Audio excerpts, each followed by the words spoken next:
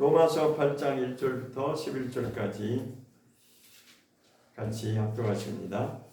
그러므로 이제 그리스도 예수 안에 있는 자에게는 결코 정죄함이 없나니 이는 그리스도 예수 안에 있는 생명의 성령의 법이 죄와 사망의 법에서 늘 해방하였습니다. 율법이 육신으로 말미암아 연약하여 할 수 없는 그것을 하나님은 하시나니 곧 죄로 인하여 자기 아들을 죄 있는 육신의 모양으로 보내어 육신의 죄를 정하사 육신을 쫓지 않고 그 영을 쫓아 행하는 우리에게 율법의 요구를 이루어지게 하려 하심이니라. 육신을 쫓는 자는 육신의 일을, 영을 쫓는 자는 영의 일을 생각하나니 육신의 생각은 사망이요 영의 생각은 생명과 평안이니라. 육신의 생각은 하나님과 원수가 되나니 이는 하나님의 법에 굴복지 아니할 뿐 아니라 할 수도 없습니다.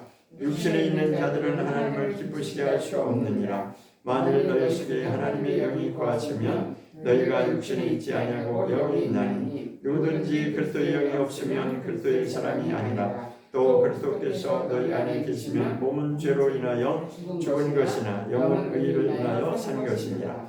예수를 죽은 자 가운데서 살리신 이의 영이 너희 안에 거하시면 그리스도 예수를 죽은 자 가운데서 살리시니가 너희 안에 거하시는 그의 영으로 말미암아 너희 죽을 몸도 살리시리라. 아멘. 아멘.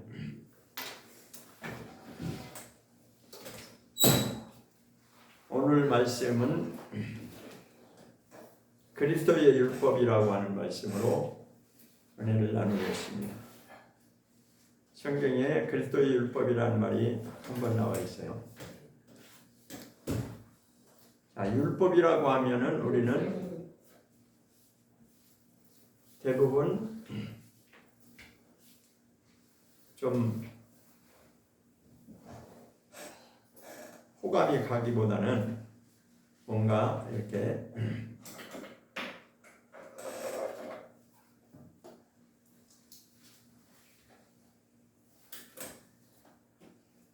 자유롭지 못한 그런 이제 뭔가 이렇게 그러니까 법이라고 하는 것이 좀 특성이 그렇죠. 법이라고 하는 것이 그렇듯이 율법 하면은 우리가 이제 선입감이 있어서 자, 복음을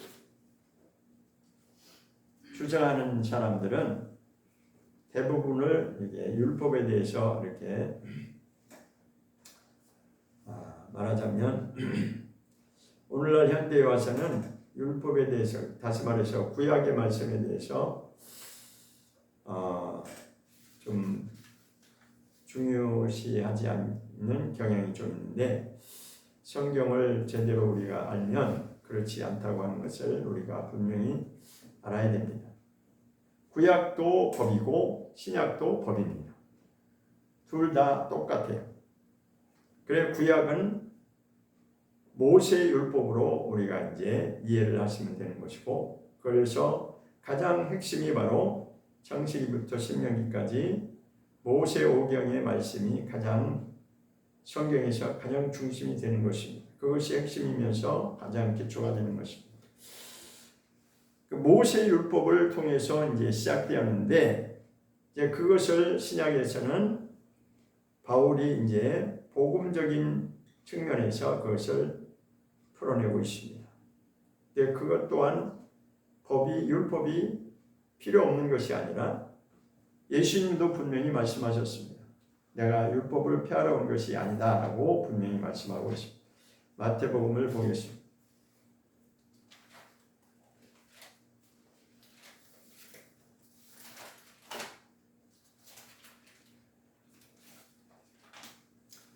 마태복음 5장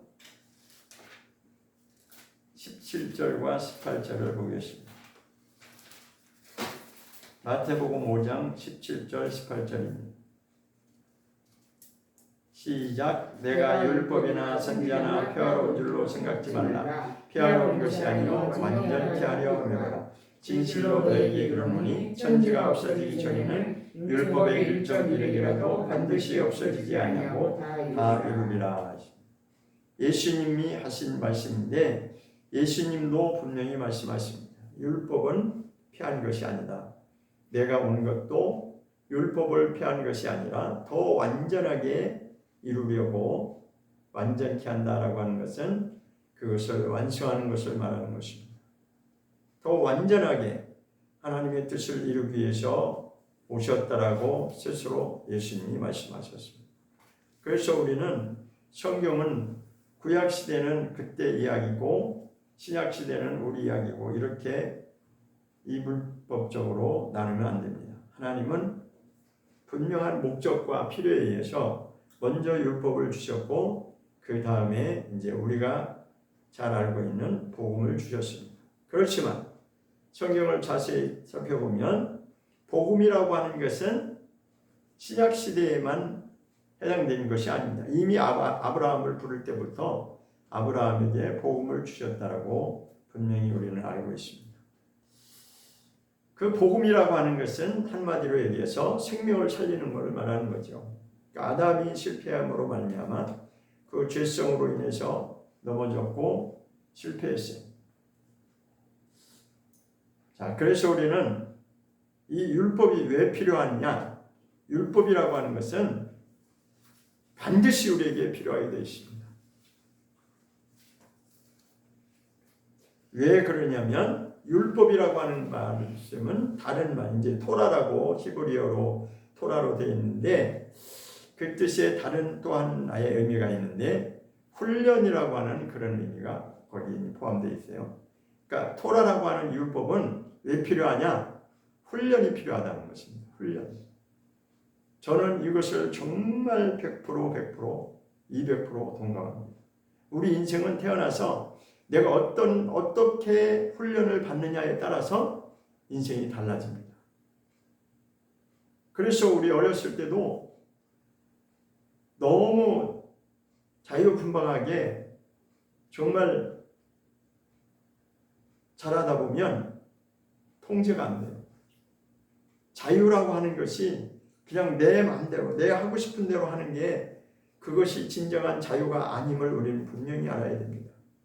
그래서 하나님은 우리 인생들을 그렇게 율법을 통해서 철저하게 훈련시키기를 원했던 것입니다.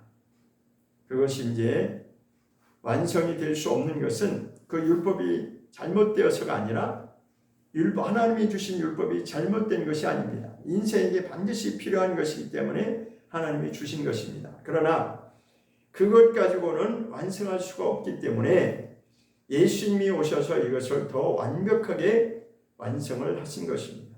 그래서 신약에서는 이것을 뭐라고 부르냐면 그리스도의 율법이다 라고 그렇게 말씀하고 있습니다.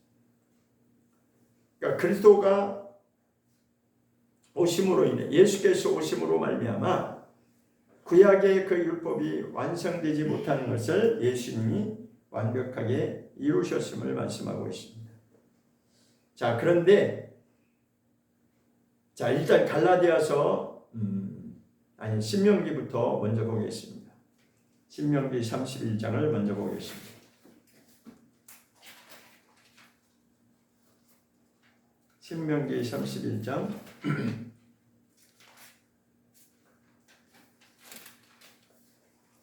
9절부터 13절까지. 신명기 31장 9절부터 13절입니다. 시작. 모세가 이 율법을 써서 여호와의 언약궤를 메는 레위 자손 제사장들과 이스라엘 모든 장로에게 주고 그들에게 명하여 이르기를 매 7년 끝에 곧 정기 면제년의 초막절에 온 이스라엘이 내 하나님 여호와의 앞 그 택하신 곳에 모일 때에 이 율법을 낭독하여 온 이스라엘로 듣게 할지니 곧 백성의 남녀와 유치와 내 성 안에 오가는 타국인을 모으고 그들로 듣고 배우고 내 하나님 여호와를 경외하며 이 율법의 모든 말씀을 지켜 행하게 하고 또 너희가 요단을 건너가서 얻을 땅에 거할 동안에 이 말씀을 알지 못하는 그들의 자녀로 듣고 내 하나님 여호와 경외하기를 배우게 할지니라 했습니다.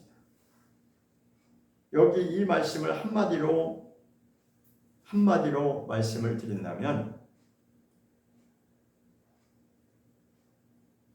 율법을 통해서 훈련이 되어야 된다는 것입니다. 훈련입니다. 훈련. 가나안 땅의 약속을 받았는데 하나님이 약속하신 가나안 땅에 들어가는데 너희가 이 율법을 통해서 철저하게 훈련받지 아니하면 그것이 이루어질 불가능하다는 것입니다. 왜 그러냐면 그 땅에는 이미 이방인들이 죄로 가득한 이방 땅에 가면 하나님의 이 말씀으로 훈련되지 않으면 이길 수가 없기 때문에 그렇습니다. 그냥 거기에 흡수될 수밖에 없다는 것이죠. 그래서 신명기에서 모세는 자기가 약속의 땅까지 못 들어가는 것을 염두에 두고 이스라엘 백성들에게 철저하게 이것을 주지시켜줘서 말씀을 항상 훈련할 수 있도록 하나님의 말씀을 지키는 것을 훈련받을 수 있도록 그렇게 당부하는 것입니다. 율법의 12절 그 끝부분에 보면 여호와를 경외하며 이 율법의 모든 말씀을 지켜 행하게 하고, 지켜 행하게 한다는 것이 훈련을 말하는 것이죠. 단번에 이것이 되는 것이 아닙니다. 들었다고 되는 것이 아닙니다. 우리는 다시 아담으로 돌아가면 우리가 분명히 알아야 될 것은 아담이 말씀을 몰라서 실패한 것이 아니라고 하는 것을 우리가 분명히 알아야 됩니다. 하나님은 사전에 이미 경고하셨어요. 선악을 알게 하는 저 나무실과 지식을 아는 저 나무실과를 먹으면 안 된다. 그러니까 그 안에 보면 선악을 알게 하는 나무와 또 하나가 있는 뭐가 있었어요? 생명나무가 있었어요. 본래는 생명나무 실과를 먹어야 되는 겁니다. 생명과를 먹어야 우리가 살게 돼 있는 거예요. 그것은 하나님의 환경 속에서, 다시 말해서 하나님과 동행하는 그 삶을 말하는 것이죠. 그러니까 에덴 동산이라고 하는 것은 마치 성전과 같은 것입니다. 성전. 그러니까 성경을 맥을 보면 성막으로부터 출발해서 성전으로 이제 그렇게 완성이 되죠. 그런데 계시록에 가서도 계시록을 한번 보겠습니다. 요한계시록 21장을 보겠습니다. 요한계시록 21장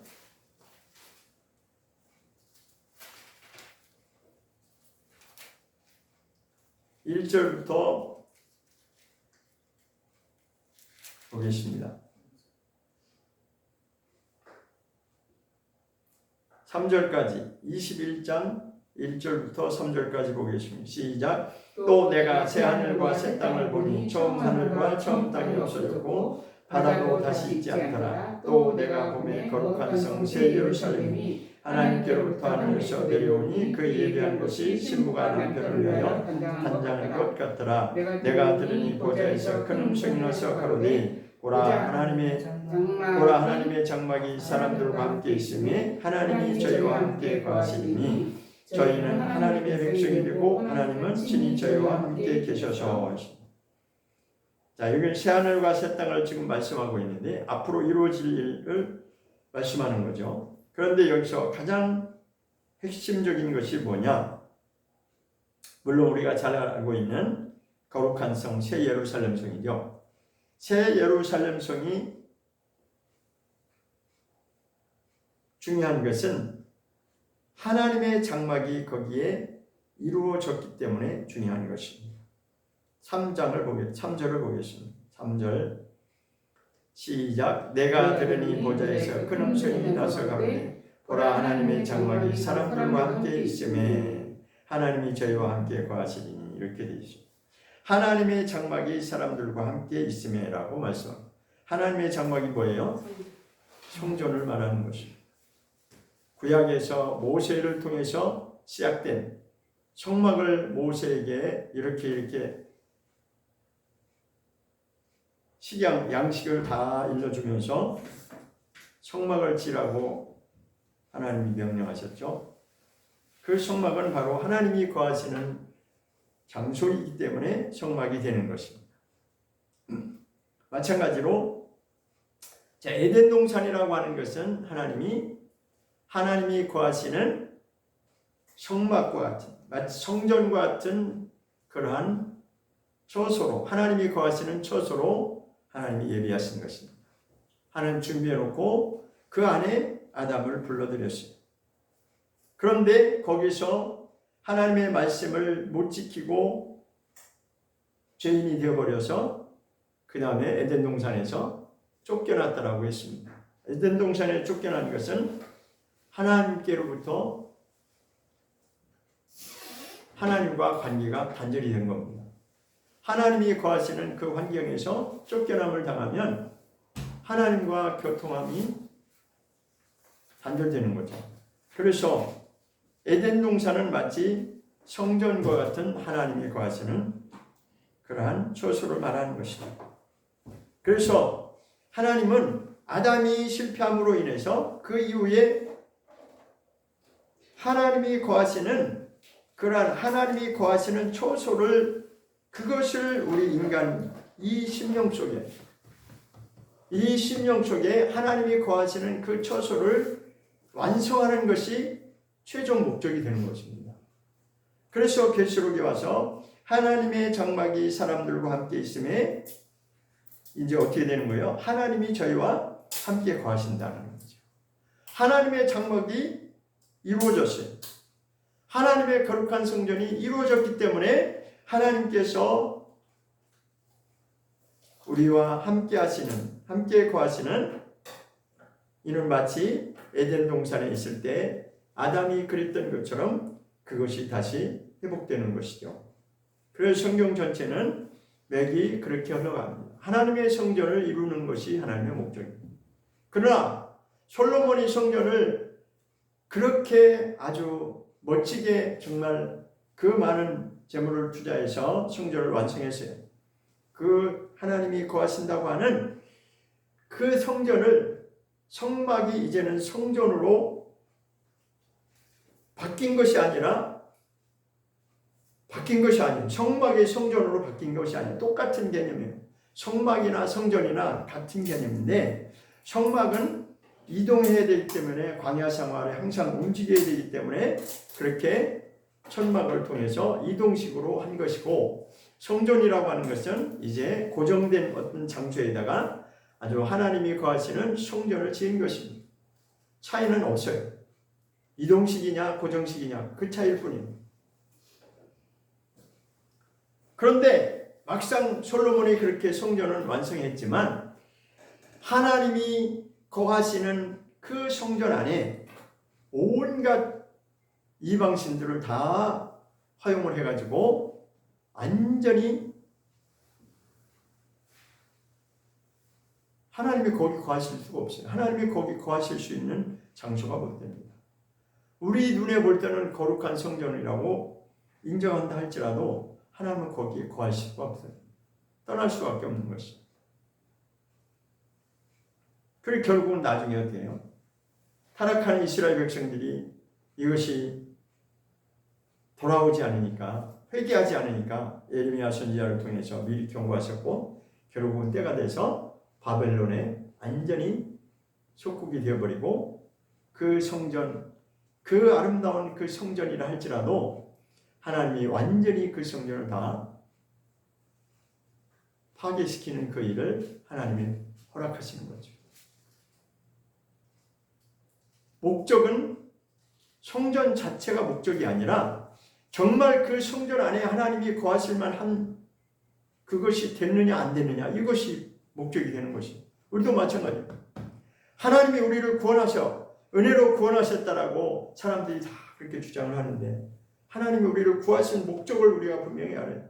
왜 우리를 세상에서 구원해내셨느냐 이것은 대비하면 이스라엘 백성들을 왜 애굽에서 탈출시켰느냐 거기에 답을 찾아야 됩니다.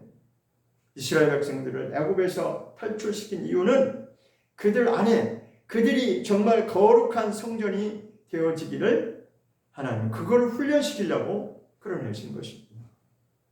그런데 광야 생활 동안에 그것을 깨닫지 못하고 계속해서 육신의 생각으로 그렇게 욕심을 버리지 못하니까 결국은 하나님이 끝내시고 다음 세대로 넘어갑니다.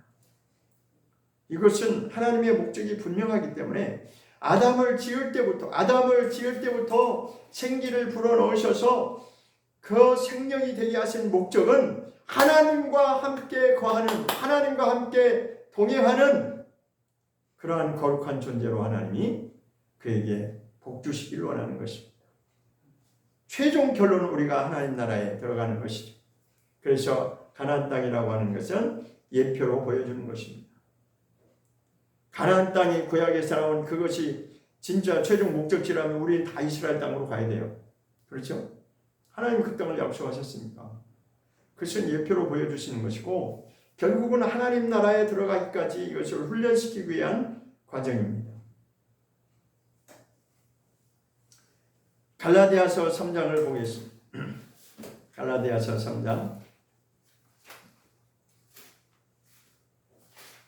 갈라디아서 3장 23절입니다. 23절부터 25절까지 보겠습니다. 갈라디아서 3장 23절부터 25절까지 시작. 믿음이 오기 전에 우리가 율법 아래 매임받고 계시되신 믿음의 때까지 갇혔습니다. 이같이 율법이 우리를 그리스도에게로 인도하는 모험전쟁이요 우리로 하여금 믿음으로 말미암아 의롭다함을 얻게 하려 합니다. 믿음이 오는 후로는 우리가 모험전쟁 아래 있지 아니하도다. 여기서 믿음과 율법을 지금 설명하고 있죠. 믿음이 오기 전에는 우리가 율법 아래 매임받았다라고 했어요. 믿음이라고 하는 것은 바로 예수 그리스도를 말씀하는 것입니다. 예수님이 오시기 전에는, 예수님이 실상으로 이 땅에 오시기 전까지는 우리가 다 율법 아래 매임받아서, 그 율법 아래 매임받았다라고 하는 것은 훈련의 과정을 말하는 것입니다. 그 4,000년의 긴 세월 동안에 하나님이 율법 안에서 우리 인생들을 훈련시킨 것입니다. 하나님 말씀을 지켜야 된다. 율법을 지켜야 된다. 계속 그것을 강조하면서 훈련시킨 거예요. 그러다가 드디어 이제 예수님이 믿음의 주요 온전케 하시는 예수 그리스도께서 나타나신 바 됐죠. 막상 예수님이 오셔가지고 회개하라, 천국이 가까웠느냐라고 전파하기 시작하니까 그들은 이것을 못 깨달아서 계속 예수님을 대적하고 비난하고 결국은 끝까지 거부해서 그들은 예수님을 십자가에 못 박습니다. 그러나 그 모든 과정이 역시 하나님의 뜻을 이루어가는 과정이었습니다. 그래서 이제는 예수님이 등장하심으로 말미암아 율법을 통해서 하나님이 이루고자 하시는 것이 무엇인지를 확실하게 이제 드러내 주셨는데, 신기하게도 이것은 예수님이 직접 가르치시고 훈련시켰던 그 12 제자 중에 한 사람을 통해서 이것을 밝혀낸 것이 아니라 사도 바울이라고 하는 또 다른 사람을 하나님이 불러서 이것을 펼쳐냅니다. 근데요, 우리는 대부분 알고 있기를 어떻게 알고 있냐면, 바울은 다메섹 도상에서 은혜를 받고 예수님을 믿게 됐다고 이제 그렇게 알고 있죠. 그죠? 그것도 맞습니다. 그런데 또 다른 성경에 보면 이런 고백이 나옵니다. 나는 태중에서부터, 태 속에 있을 때부터 하나님이 택하셨다라고 하는 그런 말씀이세요. 자, 어쨌든 그 말씀을 보면 저는 이제 어떻게 딱 이해가 되냐면, 바울이라고 하는 그 한 사람을 하나님께서 예비하셔서 그를 어떻게 훈련을 시켰냐면 율법으로 아주 철저하게 훈련을 시켰습니다. 이 말은 무슨 얘기냐면, 바울이라고 하는 사람이 이 율법을 풀어서 하나님의 뜻은 이것이다라고 할 수 있는 그 정도로 하나님이 율법이 무엇인가에 대해서, 아주 율법에 대해서 통달하도록 그렇게 사전에 이미 훈련을 시킨 겁니다. 예수님을 다메섹 도상에서 만나기 전까지 바울이라고 하는 사람을 그렇게 율법을 통해서 훈련을 시킨 거예요. 그래서 바울이 이것을 하나님의 뜻은 율법인데 그 율법은 이거야 라고 풀어낼 수 있었던 것입니다. 그건 하나님의 주권 가운데 그렇게 이루어진 것입니다. 그래서 그는 너무도 당당하게 가는 곳마다 나는 내가 예수님의 그 12제자처럼 예수님과 직접 배운 제자는 아니지만 그럼에도 불구하고 나는 사도다라고 아주 자신 있게 말합니다. 아무리 그를 핍박한다 할지라도 절대로 그는 주눅들지 않았습니다. 굽히지 않았습니다. 나는 하나님으로부터 받은 것이다. 하나님이 나를 이렇게 깨닫게 하신 것이다. 라고 강력하게 주장을 합니다. 때로는 베드로가 똑바로 안 할 때 책망까지 했어요. 베드로는 예수님이 직접 키운 수제자입니다. 그럼에도 바울은 그렇게 할 수 있어요. 왜냐하면 그는 율법이 무엇인지를 너무나 정확하게 알고 있었기 때문에. 그것은 하루아침에 그렇게 된 것이 아닙니다. 그는 유대인 중에 유대인이었고 바리새인 중에 바리새인이었다고 스스로 고백했어요. 내가 율법으로 말하면 내가 두 번째가 나면 서럽다. 그 정도로 하나님은 그 바울이라고 하는 사람을 아주 하나님 쓰시려고 작정을 하고 훈련을 시킨 거예요. 그러니까 예수님 만나기 전까지는 자기는 율법에 너무나 철저한 사람이기 때문에 예수 믿는 자들을 가만 놔둘 수가 없었어요. 그래서 예수 믿는 자들을 잡아다가 그렇게 하는 그 일을 했다는 것이죠. 그러나 예수님을 만나고 나니까 이게 아니고 이거구나라고 그가 깨달은 겁니다. 얼마나 분명하고 정확하게 그가 깨달았는지 어느 누구에게도 율법과 복음에 대해서 그가 양보하지 않습니다. 초대교회 때 사도 바울이 사역할 그 당시에 이 문제로 인해서 정말 너무나 첨예하게 이게 대립되어 있어요. 율법을 지켜야 구원받는 거다. 바울은 그게 아니고 이거야. 율법을 풀어가지고 설명을 하니까 이 사람들이 유대인들이 예수를 믿는다고 나오기는 나왔는데 바리새인들도 나왔는데 그들의 입장에서는 도무지 이것이 풀려지지가 않는 겁니다. 그러니까 예수를 믿노라 하면서도 자꾸만 할례받아야 된다라고 주장을 한 거예요. 자, 히브리서를 한번 보겠습니다. 히브리서 10장 8절. 히브리서 10장 8절. 8절, 10장 8절.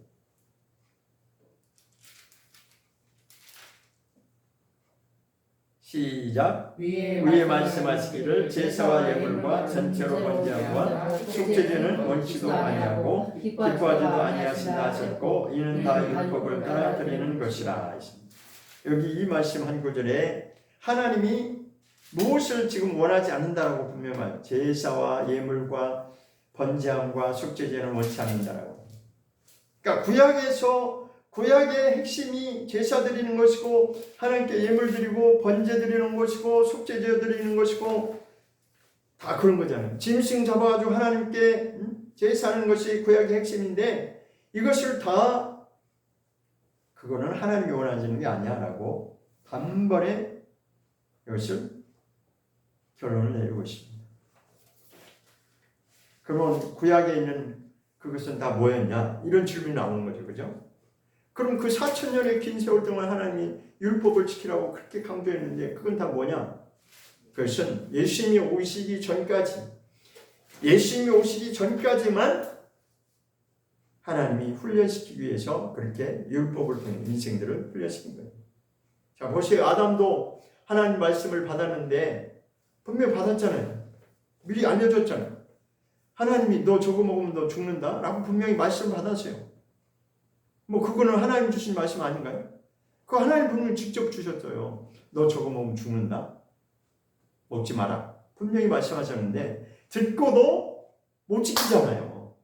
그러니까 하나님이 이 율법의 그 긴 세월 동안 하나님이 그렇게 훈련시켜도 구약을 내내 읽어보면 제대로 지킨 사람은 별로 없어요. 왕들도 그렇고. 그러나 그 중에 정말 정말 철저하게 율법대로 살려고 철저하게 지키려고 했던 사람들이 당연히 있었죠. 그들을 통해서 하나님이 구원의 그 길을 이렇게 이어가는 것입니다. 하나님의 뜻을 알고 정말 순전한 마음으로 그걸 지키려고 정말 몸부림치는 그런 자들을 통해서 예수님이 오시는 그 길을 계속해서 준비하신 것이죠. 그래서 마태복음에서 족보를 말하는 것. 그 족보를 따라서 예수님이 왔다는 것입니다. 그 족보라고 하는 것은 바로 하나님이 예수님이 오시는 길로 그렇게 예비하신 길과 같은 것입니다. 그래서 주의 길을 예비하라, 대로를 수축하라, 이런 말씀이 나오잖아요. 그런데 우리도 또한 마찬가지로 오늘날 우리가 해야 되는 것은 구약의 그 이스라엘 백성들이 오실 예수님을 고대하고 간절히 고대하면서 주님이 오실 길을 예비하는 그 훈련의 과정을 그들이 겪었던 것처럼 우리도 또한 그 훈련에 지금 있는 것입니다. 누구를 위한 예비하시며 다시 오실 예수님을 위한 그 길을 우리가 예비하는 자, 그렇게 훈련이 되어져야 되는 것입니다.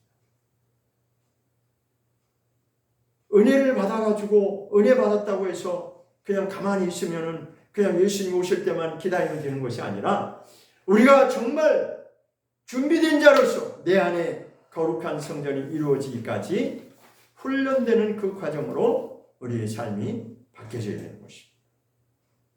고린도전서 9장을 한번 보겠습니다.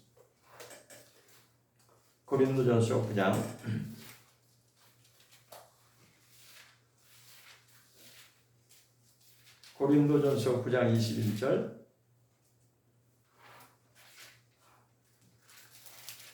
고린도전서 9장 21절을 보겠습니다. 시작. 율법 없는 자에게는 내가 하나님께는 율법 없는 자가 아니요 도리어 그리스도의 율법 아래 있는 자나 율법 없는 자와 같이 된 것은 율법 없는 자들을 얻고자 함이라 했습니다.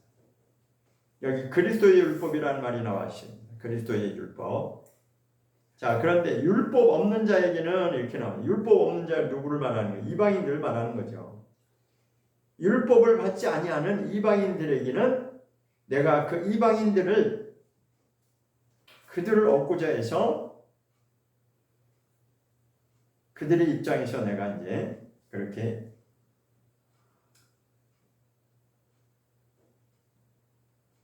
그런데 여기서 핵심은 뭐냐면 내가 이방인들에게 그가 이제 바울 사도가 이방인을 전도하기 위한 그런 이방인의 사도였죠. 그래서 이방인들을 복음 전하는 게 목적인데 여기서 뭐라고 말씀하냐면 내가 그렇다고 해서 율법이 없는 자가 아니다 이 말을 하고 있어요. 여기 중간에 보면 나는 지금 바울을 말하는 거예요. 자기 자신을 말하는 거예요. 내가 하나님께 대해서는 율법이 없는 자가 아니다 이렇게 말하고 있어요. 내가 율법을 무시하는 것도 아니고 율법을 모르는 자도 아니고 율법이 없는 자가 아니다. 그러나 오히려 이것을 이제는 그리스도의 율법 아래 있는 자다라고 말씀하고 있습니다. 자, 그래서 구약은 한마디로 얘기하면 모세가 가르쳐준 모세의 율법이죠. 그러나 신약은 한마디로 얘기하면 그리스도의 율법이다라고 지금 바울이 말하고 있습니다. 바울이 말하는 것이 아니라 하나님이 그렇게 깨닫게 해주신 거죠. 자, 유대인들하고 예수님하고 막 쟁론이 벌어졌을 때 또 어떤 사람이 와서 우리 예수님이 나를 이렇게 고쳐주셨습니다라고 막 자랑하니까 너는 예수님의 제자냐? 나는 모세의 제자. 이렇게 그렇게 말하는 장면이 나와요. 그러니까 그들은 아주 철저하게 이 모세의 율법에 완전히 고정되어 있어요. 그러니까 예수님보다도 오히려 모세가 더 훌륭한 것처럼 그렇게 그들은 생각하고 있는 거예요. 그러니까 예수님 뭐라고 했냐면 너희가 모세를 믿는다면 내가 누군지 당연히 알아야 된다. 모세의 율법을 너희가 그렇게 철저하게 중요하게 생각하는데 모세를 믿는다고 하는 것은 모세 자체를 믿는다는 게 아니라 모세가 가르친 율법을 말하는 거예요. 모세와 선지자라고 할 때는 모세가 가르친 모세를 통해 전해진 그 모세오경 율법을 말하는 것이고 선지자를 말할 때는 선지자들이 말한 그 하나님의 말씀을 말하는 거죠. 그러니까 너희가 모세를 믿는다고 하면서 모세가 가르친 그 율법을 그렇게 잘 안다고 생각하면서 내가 누군지 모른다고 하는 것은 반대로 너희는 율법을 모른다는 것입니다.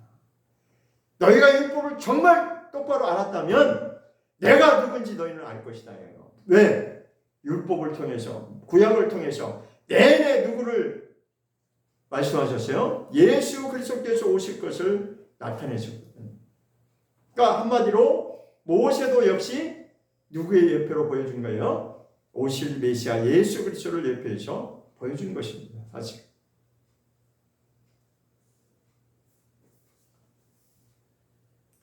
그리스도의 율법이라고 하는 것이 이제 후반전에 나오는데 그리스도의 율법이라고 하는 것이 이것이 정말 율법이라고 하는 말이 들어가 있기 때문에 또 여기서 조금 뭔가 주춤하면 안 됩니다. 그러니까 우리는 율법 하면 자꾸 뭔가 이렇게 좀 거리감을 두려고 하죠. 그죠? 왜 그래요?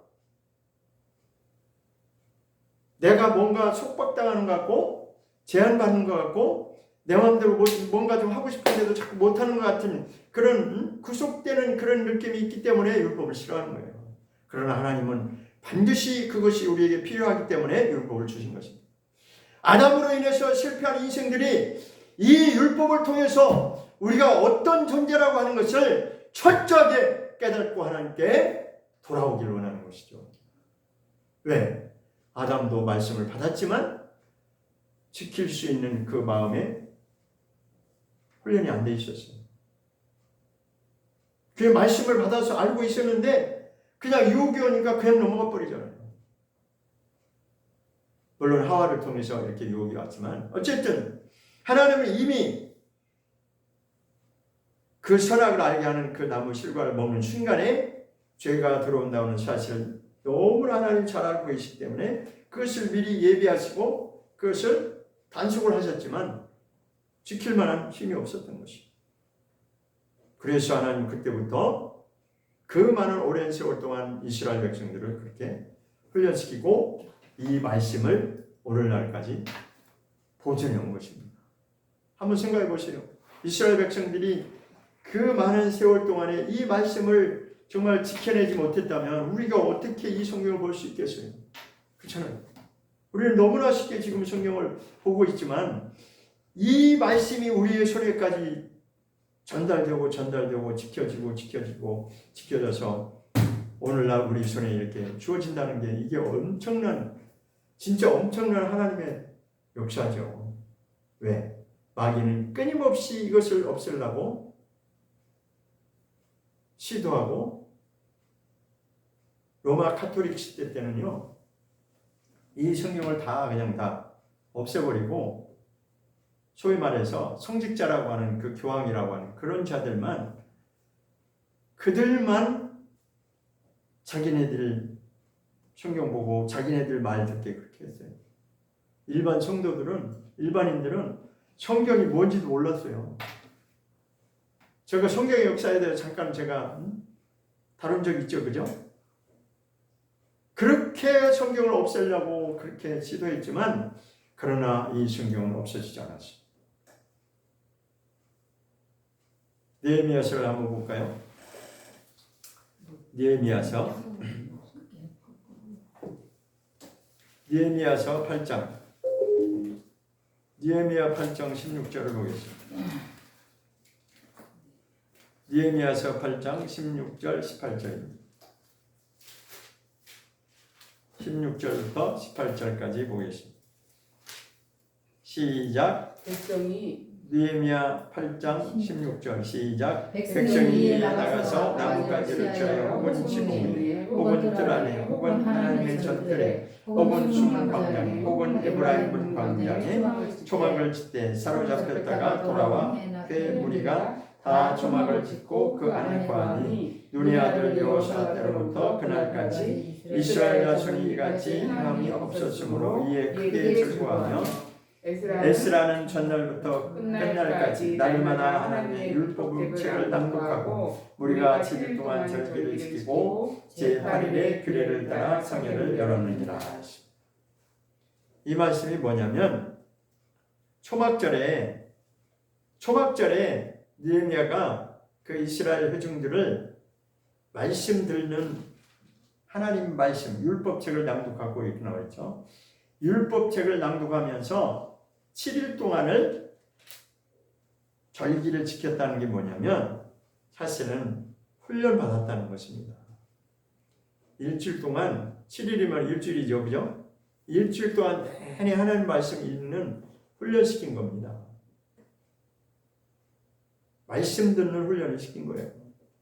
왜? 이렇게 해야지만이 훈련이 되기 때문에 하나님 말씀을 훈련을 받아야 되기 때문에 언제? 초막절.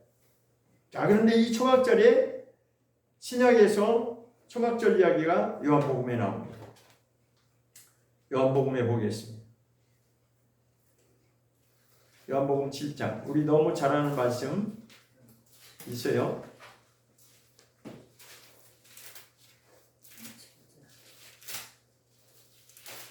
요한복음 7장 37절 37절부터 39절까지 보겠습니다. 시작. 명절 끝나고 큰 날에 예수께서 소설에쳐 가라사대 누구든지 목마르거든 내게로 와서 마시라. 나를 믿는 자는 성경의 이름과 같이 그 배에서 생수의 강이 흘러나리라 하시니 이는 그를 믿는 자의 받을 성령을 가리켜 말씀하신 것이라. 예수께서 아직 영광을 받지 못하신 고로 성령이 아직 저에게 계시지 아니하시더라. 자, 첫 번째 시작이 뭘로 되어 있어요? 명절 끝날 곧 큰 날에 이렇게 되어 있죠. 이게 뭘까요? 네, 초막절. 이게 왜 초막절이냐? 레위기에서 이것이 이제 설명이 돼요. 레위기를 봐야지만이 이게 이제 확실하게 초막절인 것을 우리가 이해를 합니다. 레위기 23장으로 한번 가보겠습니다. 레위기 23장.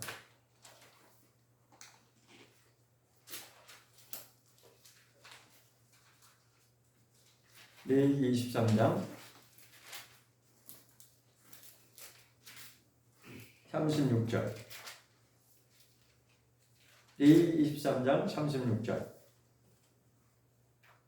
하실래요? 네. 시작. 7일 7일 동안에 너희는 화제를 여호와께 드릴 것이요 제8일에도 너희에게 성회가 될 것이며 화제를 여호와께 드릴지니 이는 거룩한 때라. 너희는 아무 노동도 하지 말지니라.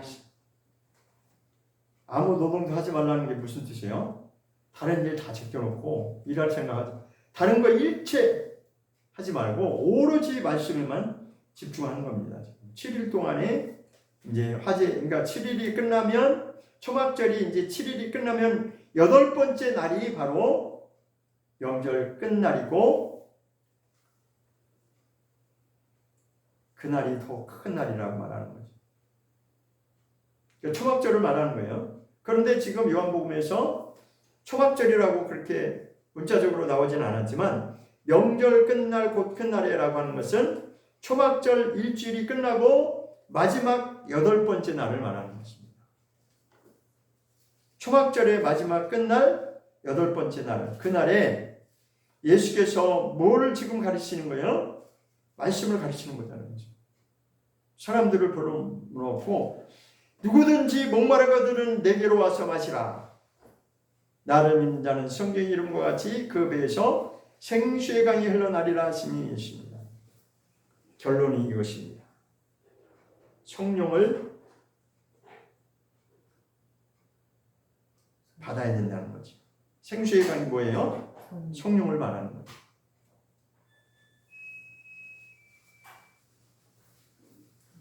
나를 믿는 자는 예수님께서 너희가 나를 믿는다면 성경의 이름과 같이 너희 배에서 생수의 강이 흘러나야 할 것이다.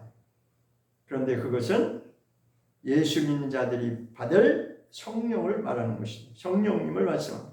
자, 이것은 예수님이 십자가에서 죽으시기 전에 있었던 사건이죠. 그렇죠? 예수님이 십자가에 죽으시고 부활하신 다음에 드디어 이제 성령이 본격적으로 임하시는 건데, 예수님은 미리 이것을 지금 말씀하는 거예요. 미리 이것을 말씀하시는 거예요.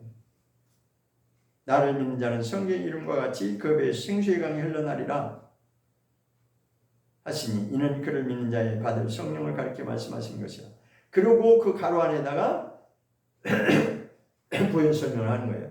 예수께서 아직 영광을 받지 못하신 거로, 영광을 받지 못했다는 건 뭐예요?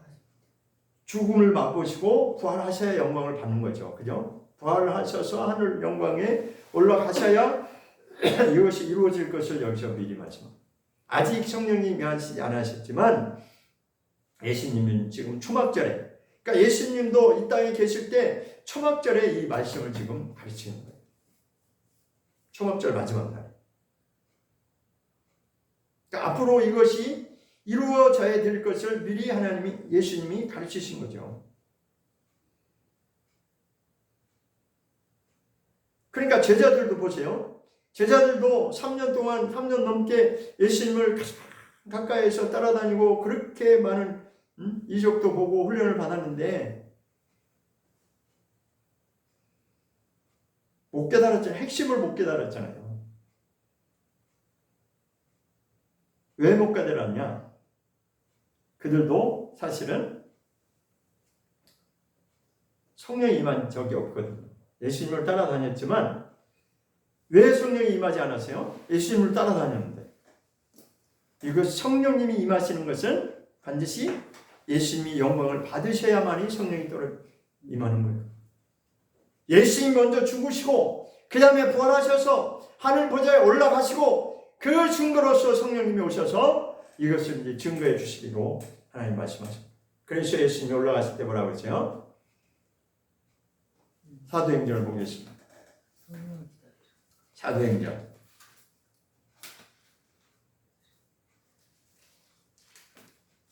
사도행전 1장.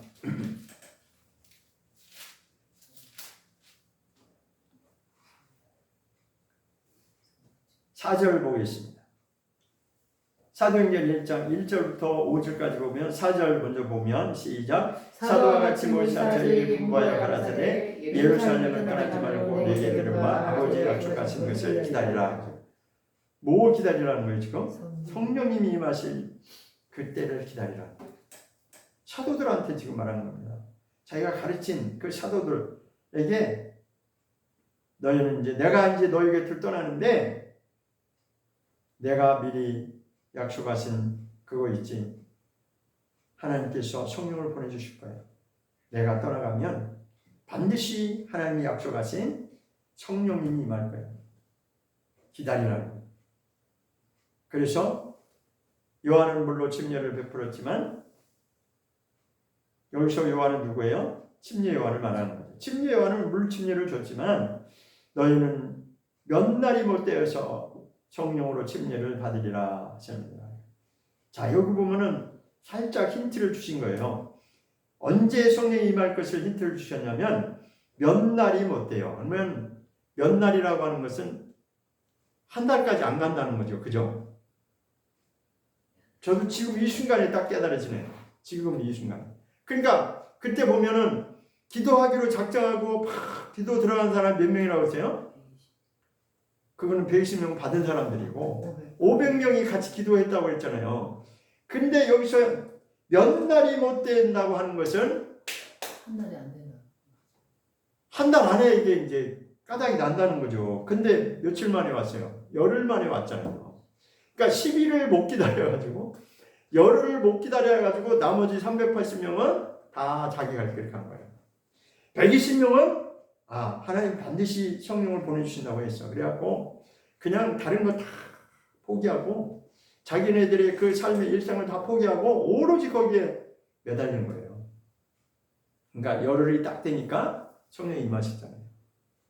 그러니까 여기 그랬잖아. 몇 날이 못 되라는 거는 그렇게 길게 가지 않는다는 거예요. 그러니까 나도 지금 순간적으로 딱 깨달으면 오는데 그 그렇게 오랜 시간이 걸리지 않는다라고 분명히 말씀하셨는데 그것을 못 기다리니까 다 도망간 게 아니라 그만큼 인내력이 없다는 거죠. 그죠? 그 못 기다려가지고 그거 못 참아가지고 뭐 아닌가 보다 그냥 그러고 다 간 거예요. 얼마나 안타깝습니까? 그럼 120명은 끝까지 그냥 이를 안 걸고 분명히 몇 날이 못해서 성령 주신다고 했으니까 그들이 승리한 거죠. 마찬가지로 오늘날 우리도 동일합니다. 예수님 분명 오신다고 약속이 되어 있어요. 그죠? 성경에 분명히 내가 다시 오리라고 분명히 말씀하셨잖아요. 그죠? 자, 그럼 보겠습니다. 11절에 가 보겠습니다.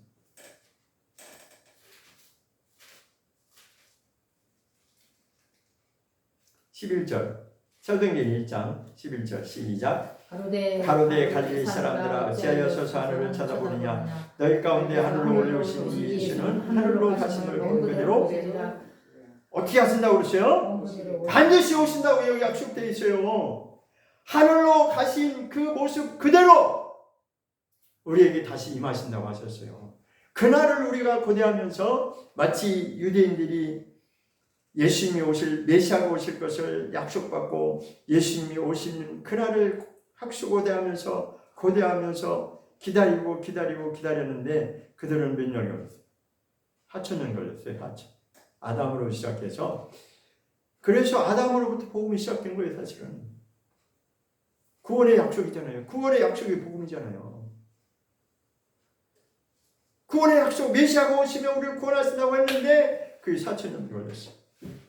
그런데 우리는 예수님이 올라가시고 난 뒤에 이제 곧 오시리라고 하는 것이 이제는 모든 정황들이 다 그렇게 성경대로 지금 돌아가고 있는 것을 깨닫는 자는 지금 정신 차리는 거예요.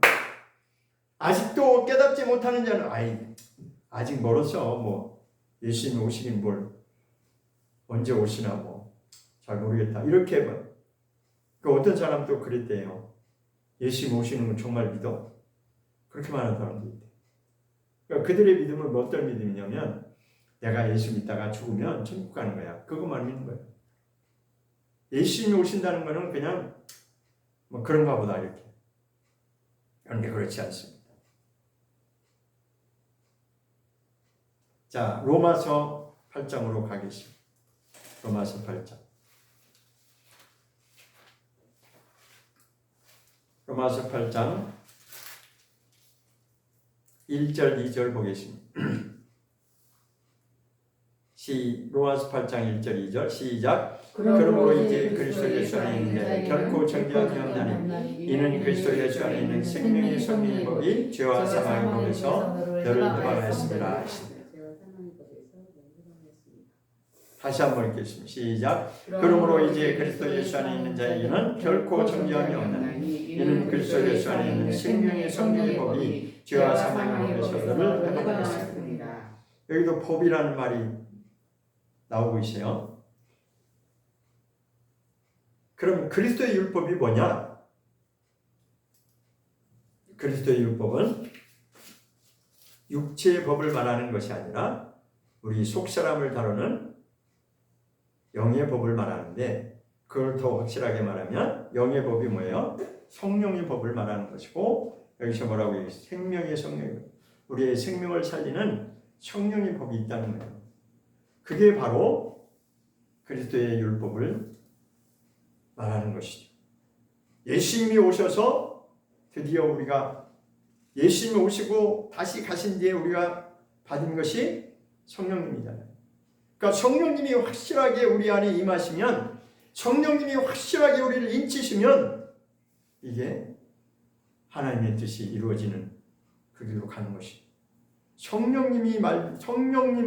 성령으로 말미암지 아니하고는 결코 이것은 불가능한 것입니다.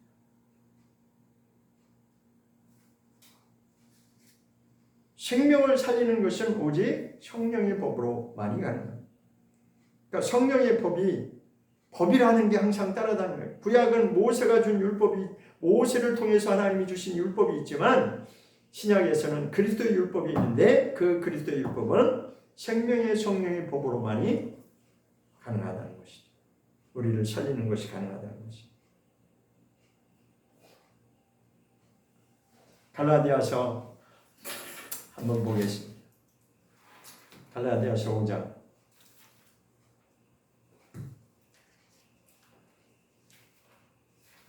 갈라디아서 5장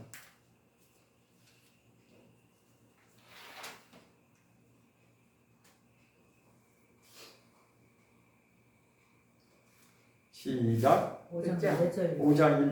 1절부터 5절까지. 갈라 1절부터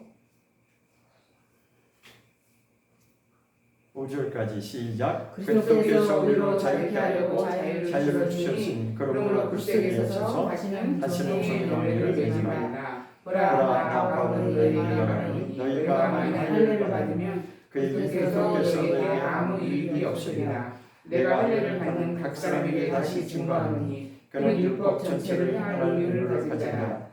율법 안에서 의롭다함을 얻으려 하는 너희는 그리스도에게서 끊어지고 은혜에서 떨어진 자로다. 우리가 성령으로 믿음을 쫓아 의의 소망을 기다리노니. 여기 할례를 말하고 있고, 할례는 율법이죠, 그죠? 할례 받는 것은 율법입니다. 율법에서 그렇게 4,000년 동안 예수님 오시기까지 할례 받는 것을 그들이 훈련받았어요. 그러니까 그들은 그 율법을 지킴으로 말미암아 정말 하나님의 말씀대로 그렇게 살려고 했던 자들이에요. 그런데 바울은 여기서 그 율법 안에서 의롭다함을 얻으려 하는 너희는, 그러니까 할례 받는 걸 말하죠.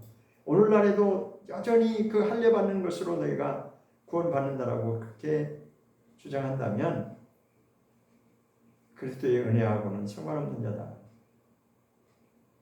이제는 어떻게 해야 되냐고요? 우리가 성령으로 믿음을 쫓아 의의 소망을 기다리는 것입니다. 의의 소망을 기다린다는 게 뭐겠어요? 예수님이 다시 오시는 그때를 기다리는 것입니다. 예수님이 오셔야 반드시 이것이 완성되는 것입니다. 그러니까 지금은 우리가 이제는 생명의 성령의 법을 통해서 성령님이 내 안에 임재하심으로 말미암아 성령님이 나를 다스려 주시는, 정말 말 그대로 성령님이 임하시지 않으면 우리는 여전히 죄의 종으로 살 수밖에 없다는 것입니다. 우리는 여전히 거기에서 벗어나지 못한다. 그러니까 여기서 자유를 주었다라고 하는 것이 뭐냐면 1절에 보면 그리스도께서 우리로 자유케 하려고 자유를 주셨다라고 하는 것은 내 마음대로 하겠다는 그 자유를 말하는 게 아니에요. 죄로부터 내가 해방되는 그 자유를 말하는 겁니다. 그러니까 이것을 엉뚱하게 풀어가지고 우리는 그냥 예수 믿고 이제 내가 구원받았으니까 내가 하고 싶은 대로 해도 돼. 그거는 마귀가 말하는 속삭임입니다. 그렇지 않습니다. 죄에서 내가 죄에 매이지 않고 내 앞에 어떠한 상황이 펼쳐지고 내 앞에 어떤 죄 유혹이 와도 그것이 나를 구속하지 못한다. 나를 발목 잡지 못한다. 거기서 나는 자유하다는 거야. 그것을 초월할 수 있는 능력이 내게서 나오는데 그것은 성령으로만이 가능하다. 성령님 내 안에 완전히 나를 장악하시고 나의 주인이 되었을 때만이 이게 가능한 거죠. 그게 바로 내가 성전이 되어져 가는 거예요. 하나님이 내 안에 거하시는 그런 처소를 내가 지어가는 거예요. 성전이 지어져 간다고 에베소서 4장에 거기 나오잖아요. 그죠? 안 찾아봐도 아시죠? 지어져 간다고 그랬어요. 성전이. 그러니까 하나님의 목적은 그겁니다. 우리 안에 성전을 지으셔서 성전을 이루셔서 하나님이 우리 안에 함께 하십니다. 아담이 실패한 것을 다시 회복시켜서 다시 하나님과 함께하는 그 거룩한 초소가 되어지는 것입니다. 그것이 하나님의 뜻입니다. 그래서 고린도전서 3장 16절 17절에서 너희가 성전이다. 성전 안에 함부로 하면 안 되지 않냐. 그래서 우리가 성전이라는 것입니다. 성전된 자는, 정말 자기 안에 성전된 자는 누가 옆에서 아무리 저기 해도 거기에 흔들리지 않아요. 영향을 받지 않습니다. 물론 마음이 좀 불편하죠. 마음이 불편한 건 있지만 절대로 거기에 넘어가지 않습니다. 그러니까 마귀가 하는 전략은 뭐냐면 이것을 다 깨트리고 다 무너뜨리려고 하는 거예요. 자꾸 이론과 지식으로 우리를 헷갈리게 하고, 이 얘기하면 이것도 그런가 보다. 또 저 얘기하면 그런가 보다. 그러니까 사람이 이 속성, 죄의 속성이 있어서 어쨌든 좀 편한 길을 택하려고 하는 그런 속성이 있어요, 우리는 다. 근데 우리는 말씀대로 돌아가야 돼요. 그래서 로마서 8장에 뭐라고 했어요? 육신의 생각과 영의 생각을 지금 말씀하고 있잖아요. 육신을 쫓아 살 것이냐, 영을 쫓아 살 것이냐. 그러니까 영을 쫓아 산다는 건 뭐예요? 성령의 인도하심을 따라 사는 거죠. 예수님이 이 하나님의 율법을 이루려고 오셨는데, 자, 이것을 또 이제 그러니까 예수님이 십자가 지셨으니까 다 완성된 거야. 그러니까 우리 믿기만 하면 돼. 또 그렇게 해석하면 안 돼요. 그러니까 자꾸 편한 길을 택하려고 한다니까. 그게 아니고 예수님이 완성한 거 맞는데 다 이루었다 하셨죠. 그런데 이제는 우리가 순종하는 것이 내 힘으로 안 되지만, 내가 율법을 지키는 그것으로 안 되지만, 그러나 성령님이 내 안에 임하시면 내가 성령의 사람으로, 하나님의 사람으로 순종하는 것은 우리의 몫으로 남아있는 것입니다.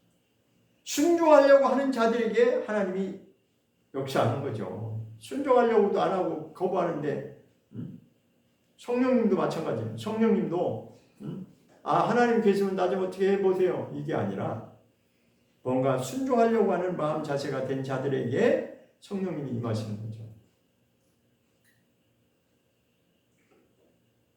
어쨌든 중요한 건 뭐예요? 오늘의 핵심은 그리스도의 율법이라는 게 분명히 신약에서 말씀하고 있는데, 그 그리스도의 율법은 뭐냐? 우리를 살리는 생명의 성령의 법이다. 생명의 성령의 법이 내 안에서 나를 주관하실 때만이 우리가 사망에서 벗어날 수 있다. 사망에서 해방받을 수 있다는 거예요. 그래서 정말 성경을 분명히 정확하게 아는 자들은 세상이 감당치 못할 자라고 히브리서에서 말하는 거예요. 그럼 그렇게 안 하고 자꾸만 딴짓한다. 그럼 우리는 가짜라고 일단은 의심해 봐야 돼요. 자꾸만 하나님 말씀을 말하는 것 같으면서도 딴짓하면 의심해 봐야 돼요. 그래서 저도 마찬가지고 저로부터 시작해서 자기가 자기 자신을 속이는 자가 되면 안 됩니다. 내가 나 자신을 속이면 안 돼요. 내가 예수를 믿노라 하면서도 자꾸만 딴짓하려고 하는 것은 이건 문제가 있는 거죠. 그렇죠? 성령님이 나를 지배해 주시기를 고대하면서 다시 오실 예수 그리스도를 갈망하는 저와 여러분이 될 수 있기를 예수 이름으로 축원합니다. 기도하겠습니다.